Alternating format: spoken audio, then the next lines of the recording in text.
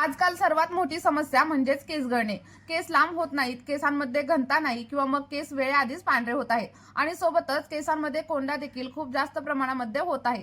तर आज जी रेमेडी मी तुमच्यासोबत शेअर करणार आहे त्यामुळे केसांच्या सगळ्या काही समस्या हळूहळू कमी होतील. तुमचे केस अगदी हेल्दी, लॉंग आणि स्ट्रॉंग बनण्यासाठी मदत होईल. आणि आजचा आपला जो व्हिडिओ आहे ना तो मोस्ट रिक्वेस्टेड व्हिडिओ आहे, त्यामुळे तुम्ही व्हिडिओ स्किप न करता शेवटपर्यंत नक्की बघा. आणि जर मी सांगितलेल्या पद्धतीने ही रेमेडी एका महिन्यासाठी तुम्ही तुमच्या केसांवरती ट्राय करून बघितली तर तुमचे केस नैसर्गिक पद्धतीने काळे होण्यासाठी सुरुवात होईल. आणि जर तुम्हाला हेअरफॉलची वगैरे समस्या असेल तर ती देखील हळूहळू कमी होण्यासाठी नक्कीच हेल्प होणार आहे. त्यासाठी आपला हा व्हिडिओ तुम्हाला शेवटपर्यंत बघायचा आहे. आणि तुम्ही आपला हा व्हिडिओ कोणत्या गावामधून किंवा मग कोणत्या शहरामधून पाहताय कमेंटमध्ये मला सांगायला अजिबात विसरू नका. तर बघा, आपली अमेजिंग अशी हेअर ग्रोथ रेमेडी बनवण्यासाठी सर्वात अगोदर आपल्या किचन मधील मोस्ट पॉवरफुल असा इन्ग्रेडियंट आपल्याला इथं घ्यायचा आहे आणि ते म्हणजे मेथीदाणे.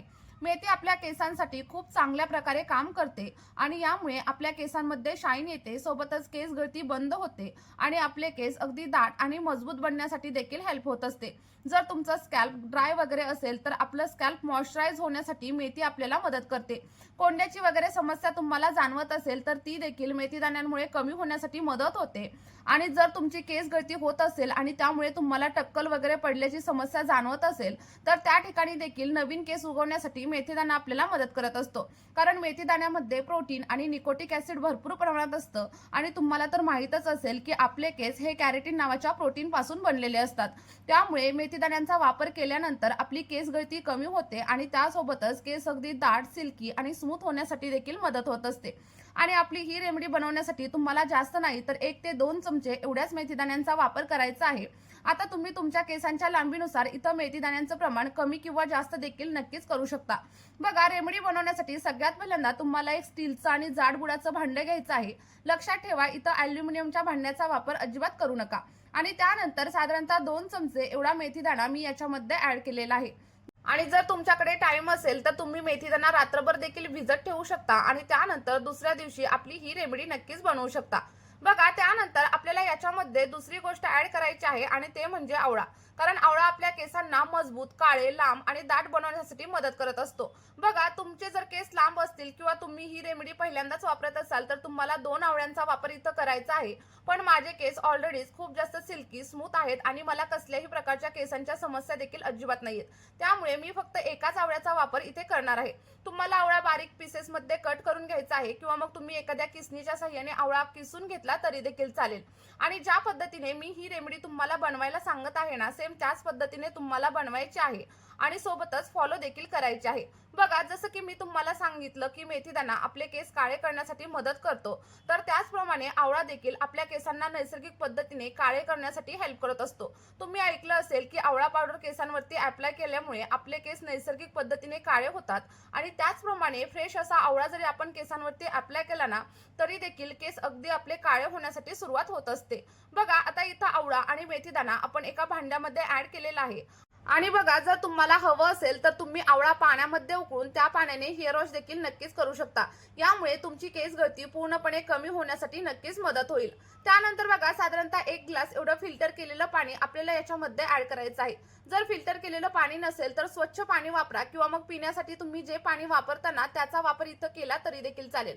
फक्त बोरिंगचं वगैरे पाणी अजिबात वापरू नका. आणि मी विसरले होते की आपल्याला या रेमेडीमध्ये कढीपत्त्याचा देखील वापर करायचा आहे. त्यामुळे लक्षात ठेवा, आपल्याला साधारणतः 1 मूठभर एवढी ताजी अशी कढीपत्त्याची पानं देखील याच्यामध्ये ऍड करायची आहेत. आणि जर तुमच्याकडे ताजी कढीपत्त्याची पानं नसतील तर तुम्ही कढीपत्त्याची पावडर देखील या रेमेडीमध्ये नक्कीच वापरू शकता. आणि याच्यामध्ये आपण जे काही गोष्टी यूज केलेल्या आहेत त्या सगळ्यांची लिंक मी तुम्हाला डिस्क्रिप्शन बॉक्समध्ये प्रोव्हाइड करते. तुम्ही तिथून देखील सगळ्या गोष्टी नक्कीच परचेस करू शकता. बघा, त्यानंतर आपल्याला सगळं काही मिश्रण गॅसवरती ठेवायचं आहे आणि गॅसची फ्लेम आपल्याला अगदी मीडियम किंवा मग लो करायची आहे आणि सगळं काही मिश्रण 10 ते 15 मिनिटांसाठी व्यवस्थित असं बॉईल करून घ्यायचं आहे, जेणेकरून आपण ऍड केलेल्या सगळ्या गोष्टींमधील पोषक घटक आपल्या पाण्यामध्ये येण्यासाठी सुरुवात होईल.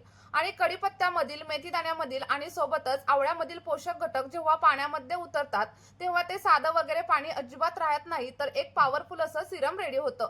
आणि हे सिरम आपल्या केसांवरती एखाद्या मॅजिक सारखं काम करणार आहे. कारण यामध्ये बीटा कॅरोटीन, आयर्न, प्रोटीन या सगळ्या काही गोष्टी असणार आहेत. सोबतच व्हिटॅमिनचं प्रमाण देखील याच्यामध्ये भरपूर आहे. त्यामुळे तुमची केस गळती नैसर्गिक पद्धतीने कमी होण्यासाठी करण्यासाठी तुम्हाला हेल्प होणार आहे। आणि जर का तुम्हाला अकाली होणाऱ्या पांढऱ्या केसांची वगैरे समस्या असेल तर ती देखील 1 ते 2 महिन्यांमध्ये कमी होईल। आता तुम्हाला प्रश्न पडला असेल की नक्की सिरम तयार झालेलं कसं ओळखायचं? तर बघा, जेव्हा आपला मेथीदाणा व्यवस्थित फुगेल आणि सोबतच आवळा देखील शिजल्यासारखा तुम्हाला वाटेल, तेव्हा समजायचं की आपलं हे सिरम पूर्णपणे रेडी झालेलं आहे। किंवा मग तुम्ही घेतलेलं पाणी जेव्हा अर्ध होईल तेव्हा आपल्याला गॅसची फ्लेम बंद करायची आहे। आणि तुम्ही इथं बघू शकता आपल्या पाण्याचा कलर देखील हळूहळू चेंज व्हायला सुरुवात झाली आहे। आणि जे काही मेथीदाणे, कढीपत्ता आणि आवळा आपण याच्यामध्ये ऍड केलेला होता त्यामधील पोषक घटक देखील आपल्या पाण्यामध्ये उतरलेले आहेत। बघा, तुम्हाला हाय फ्लेम वरती वगैरे हे पाणी अजिबात बॉईल करायचं नाहीये, कारण जेव्हा आपण हाय फ्लेम वरती पाणी बॉईल करतो तेव्हा आपल्या घटकांमधील पोषक तत्व या पाण्यामध्ये अजिबात उतरत नाहीत आणि मग तुम्हाला केसांवरती हवा तसा रिझल्ट देखील अजिबात मिळणार नाही। त्यामुळे मी सांगितलेल्या पद्धतीनेच तुम्हाला हे सिरम बनवायचं आहे आणि मी सांगितलेल्या पद्धतीनेच केसांवरती अप्लाय करायचं आहे। आणि आपल्या या सिरम मध्ये आपण कोणत्याही प्रकारचं केमिकल वगैरे अजिबात वापरलेलं नाहीये, त्यामुळे हे सिरम तुम्ही अगदी लहान मुलांसाठी देखील नक्कीच वापरू शकता। बघा, इथे साधारणतः 10 ते 15 मिनिटं झालेली आहेत आणि आपल्याला आता गॅस बंद करायचा आहे आणि सिरम थंड होण्यासाठी ठेवून द्यायचं आहे। आता पुढे या सिरमचा वापर आपल्याला कसा करायचा आहे हे आपण पाहणार आहोत, पण त्या अगोदर जर तुम्हाला व्हिडिओ थोडा जरी आवडला असेल तर व्हिडिओला एक लाईक नक्कीच करा आणि त्यासोबतच तुम्ही आपला हा व्हिडिओ कुठून पाहताय कमेंटमध्ये सांगायला अजिबात विसरू नका। बघा, इथं गरम असतानाच मी सिरम गाळून घेतलेला आहे। तुम्ही गरम देखील गाळू शकता किंवा मग थंड करून देखील गाळून घेऊ शकता। फक्त एक गोष्ट लक्षात ठेवायची, सिरम पूर्णपणे थंड झाल्यानंतरच केसांवरती अप्लाय करायला सुरुवात करायचं, कारण जेव्हा आपण गरम गोष्टींचा वापर आपल्या केसांवरती करत असतो तेव्हा आपले केस आणखी जास्त प्रमाणावरती ड्राय होतात, केसांमध्ये गुंता होतो आणि त्यासोबतच तुम्हाला केस गळतीची समस्या देखील हळूहळू जाणवायला लागते। त्यामुळे सिरम पूर्णपणे थंड करायचं आणि त्यानंतरच केसांवरती अप्लाय करायचं। बघा, आता हे तयार झालेलं सिरम तुम्ही असं देखील डायरेक्टली तुमच्या केसांवरती नक्कीच अप्लाय करू शकता। पण जर तुमचे केस खूप जास्त प्रमाणावरती ड्राय असतील, फ्रीझी राहत असतील आणि त्यासोबतच केसांमध्ये फाटे वगैरे फुटलेले असतील आणि तुमचं स्कॅल्प देखील अगदी ड्राय वाटत असेल तर तुम्ही साधारणतः 1 चमचा एवढं कोकोनट ऑइल म्हणजेच नारळाच्या तेलाचा वापर देखील आपल्या या सिरम मध्ये करायचा आहे। बघा, नारळाचं तेल इथं पूर्णपणे ऑप्शनल आहे।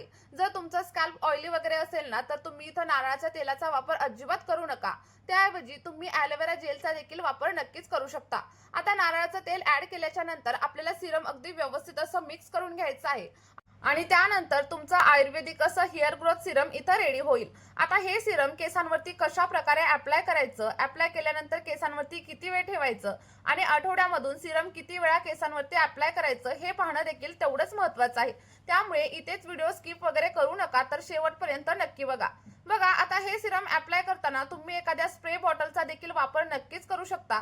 तुम्हाला काय करायचंय, सगळं काही सिरम एखाद्या स्प्रे बॉटलमध्ये ट्रान्सफर करायचं आणि त्यानंतर केसांवरती स्प्रे करायचं। बघा, स्प्रे बॉटलचा वापर केल्यामुळे आपल्याला सिरम केसांवरती अप्लाय करण्यासाठी अतिशय सोपं जातं आणि टाइम देखील अजिबात जास्त लागत नाही। पण जर तुमच्याकडे स्प्रे बॉटल अवेलेबल नसेल तर तुम्ही एखाद्या कॉटन बॉलच्या साहाय्याने किंवा मग हाताच्या साहाय्याने देखील हे सिरम केसांच्या मुळांवरती अप्लाय करू शकता।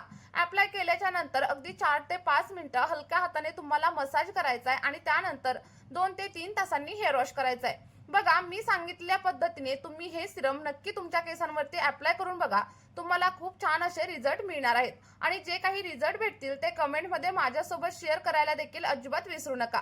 चला तर मग या व्हिडिओमध्ये आपण इथेच थांबूया। भेटूयात अशाच एका नवीन व्हिडिओमध्ये आणि एका नवीन अशा नैसर्गिक रेमेडी सोबत। आपला हा व्हिडिओ तुम्ही शेवटपर्यंत पाहिल्याबद्दल खूप खूप धन्यवाद। Bye bye.